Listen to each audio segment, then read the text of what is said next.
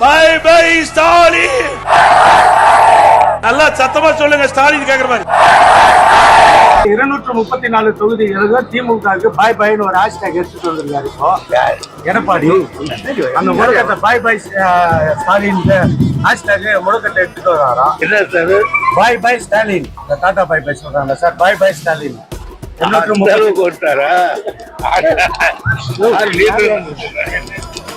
Sir. உச்ச நீதிமன்றத்துல சட்ட போராட்டம் நடத்தி காவிரி நீர் பெற பாடுபட்டது அதிமுக அரசு.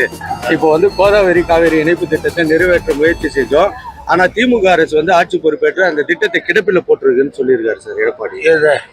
காவேரி கோதாவரி இணைப்பு திட்டம் அவருக்கு அது என்ன நிலையில இருக்குதோ தெரியும்.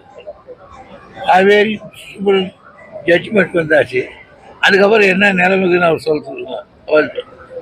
அதே போல அன்வர் ராஜா இப்ப திமுக வந்திருக்காரு சார். அதை தொடர்ந்து மற்ற அதிமுக தலைவர்கள் நம்மளுக்கு வர வாய்ப்பு இருக்குமா சார்? எனக்கு தெரியாது.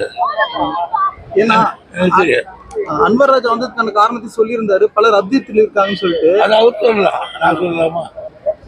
ஒரு பக்கம் அதிமுக இருந்து அன்வர் ராஜா வெளியேறி திமுக இணையறாரு, மறுபக்கம் எடப்பாடி போற இடத்துல எல்லாம் சீமான் விஜய் எங்க கூட்டணிக்கு வரணும்னு பேசிட்டு இருக்காரு. கடைவீழ்ச்சி 4 பேர் வரணும், 4 பேர் வரலாம். கடைவீழ்ச்சி வச்சுட்டு என்ன பண்ற, யார் வரலாம்?